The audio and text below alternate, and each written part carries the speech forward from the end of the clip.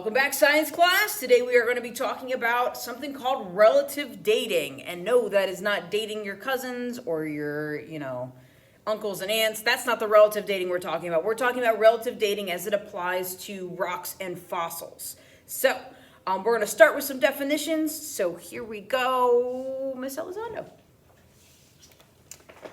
Hello? Okay, so for relative dating is going to be when you give an age of a rock or a fossil compared to another rock or fossil. And so if you were looking at a bunch of rocks and fossils inside of your sediment that you have, or your sedimentary rock, then you would say, for example, okay, rock A is going to be older than rock B. Okay? So an example of that. I, Ms. King, am older than Mrs. Elizondo. That is an example of relative dating because you're just comparing not my exact age. You're just comparing you're just saying the fact that I am older than Mrs. Elizondo. So you're not saying anything about an exact age. You're just comparing one age to another, saying that it's older or it's younger, okay? So that is going to be different than absolute dating. So when you're talking about absolute dating, then you are talking about a specific age of a rock or a fossil using something called radiometric dating. Okay, so we're not going to get into a lot about absolute dating because then we're getting into, okay, I'm not going to go into that. So an example of absolute dating would be saying that rock A is going to be 10 million years older than rock B. And so it's still not an exact age that you're talking about, but it's going to be a time period that you are talking about, okay? Comparing one to the other one, it's going to be a time period. So for this example, we're going to use an exact numerical number, but we're not going to necessarily say our exact birthdays and everything like that. We're just going to use an example with a numerical number. So, Miss King is 11 years older than Mrs. Elizondo. Yes, I said that. Miss King is 11 years older than Mrs. Elizondo. Yes, old, yes. But the fact that I used the number 11 and I used 11 years is why we're going to call that absolute dating instead of relative dating. So instead of just saying I'm older, I'm actually giving you a numerical time. So I'm saying 11 years older. We could do it with birthdays too and the years we were born, but ain't going to do that. No, not going to happen. All right. So moving on. So we have all these rules when we're talking about relative dating. I can take my mask off now. We have all these rules when we're talking about relative dating. And I like to kind of compare some of our relative dating rules to real dating rules. So here's your dating advice coming from me. So the first rule that we're going to talk about is the law of superposition. Yes, the law of superposition. They use all these giant words in this, and it's crazy. But you'll get it. It'll be all right. So the law of superposition is probably the one you need to know the most because it's the most basic and everything else goes along with it. So the law of superposition states, when sedimentary rock layers are deposited, so when they build up, younger layers sit on top of your older layers. So younger layers are on top of older layers. Younger, older, okay? And I like to compare this to dating. Think about on your cell phones. So you got all these selfies and pictures that you take with your sweeties, right? You're dating somebody and you're taking all these selfies and you got all these places and you got all these pictures of them on your phone, all right? Well, let's say for whatever reason you stop dating them. And then you date somebody else later on. Well, now you're taking your selfies. Kissy, kissy. You're taking your selfies of your new person that you are dating. Well, the older pictures, so the person that you used to date, the older pictures get pushed down on your timeline, right? They get pushed down. They're older, so they get pushed down. Your newer person that you're dating and all those cool pictures that you're taking are then higher on your timeline. So again, Younger or the newer relationship would sit on top of the older relationship. So it's the same thing with the law of superposition when we're talking about rocks. You got rock layers that form, and then you have other rock layers that form on top of them, and on top of them again. Well, all these layers that are forming on top of these other layers are younger. They're newer rock. So your older rock will be lower, and your younger rock will be above. Law of superposition. Okay, so next we are going to be talking about the law of original horizontality.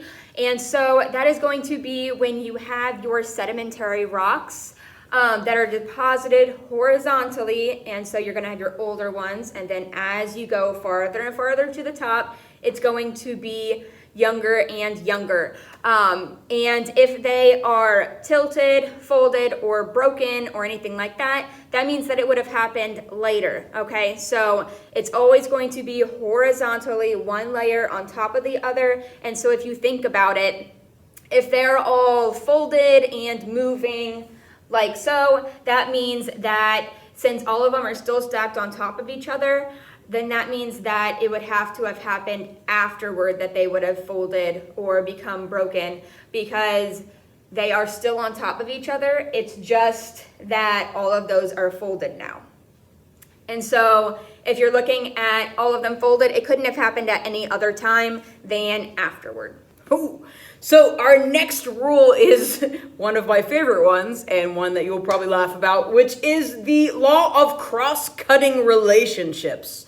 Dun, dun, dun. So the law of cross-cutting relationships. And it states, if an igneous intrusion, keyword there, igneous intrusion or fault cuts through existing rocks, the intrusion or fault is younger than the rocks that it cuts through. So you can see kind of the pictures that I have there. You see this intrusion that's coming in.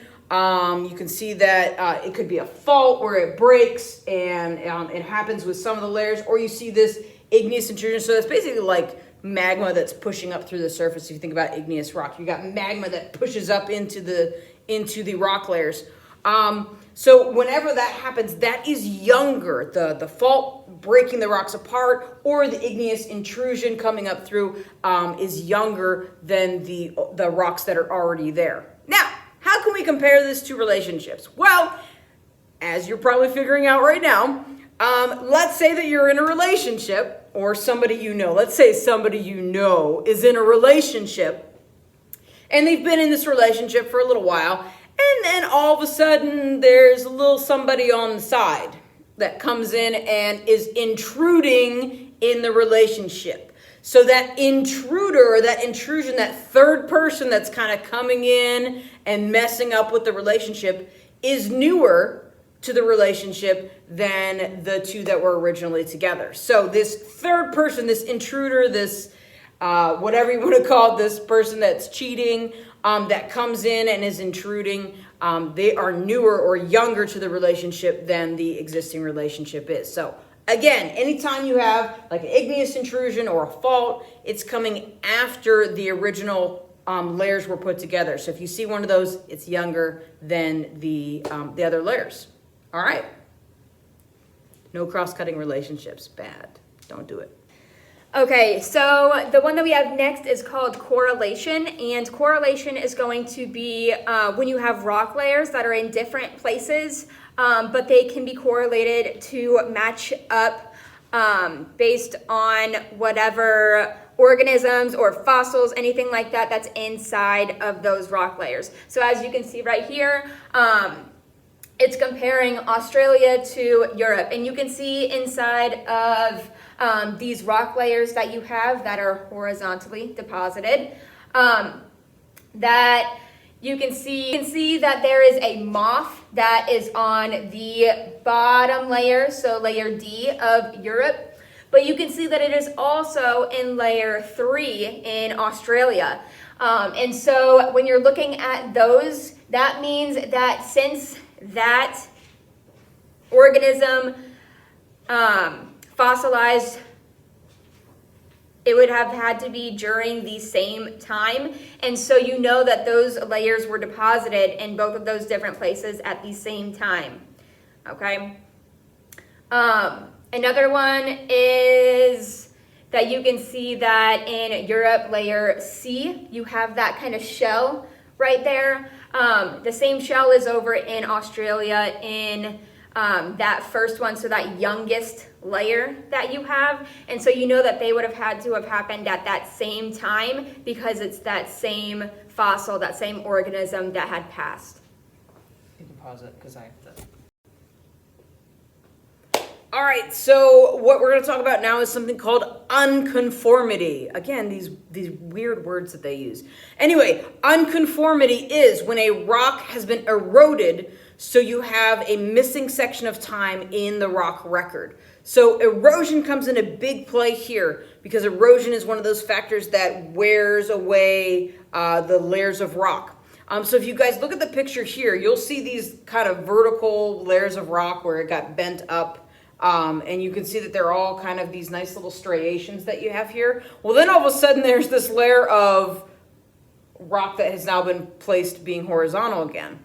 Well, if you guys think about it, all these layers that are pushed up like this, with that layer being on top, these layers are actually getting eroded away until you get to a point where actually an entire layer of rock has been eroded away. So you're missing it. It's gone. So if you were looking at the rocks over here, you'd be missing all these layers over here because it has been eroded away. Kind of hard to show it this way, so I'll have to show you a couple other examples on some more pictures. So let's see. I think I have another one here. Yep. So this picture, again, you can see that you have these rock layers that are, I'm probably on the wrong side, but I'll just flip myself. You have these rock layers that are in these, they've been uplifted and they're kind of going at this angle. And then you have this layer that's like flat straight across. Well, if you think about it, these rock layers, here they are. And when you get to right about here, all of a sudden this rock layer is gone. If you're walking over here, you don't get to see that rock layer anymore. It's been worn away. It's been eroded away completely. So that rock layer has now disappeared in this section right here. So that is an unconformity. It's whenever you have where erosion has basically taken a layer or a big chunk of time away. And there's my alarm for class. So glad I stopped right there. All right, so I'm going to finish up the very, very last part of our rock dating, relative dating, looking at fossils, looking at different layers of rock and figuring out which one's oldest and which one's youngest. So what we're able to do with a lot of that is we can look at a fossil,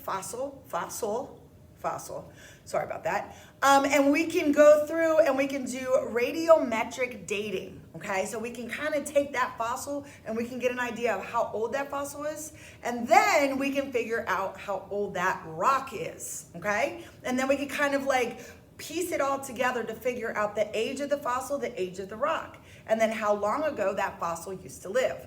So the actual definition of an index fossil is some species of organisms only live for a short period of time before they became extinct, which is pretty much so when we go through all of our fossils in the very beginning, the Paleozoic and Cenozoic, and when we had dinosaurs and we didn't have dinosaurs, they didn't live for really, really, really long periods of time. Not all of them live for that long, okay? So if you use, like I said, radiometric dating to get an age of a fossil, then you know that that rock the fossil was in is actually the same age as well.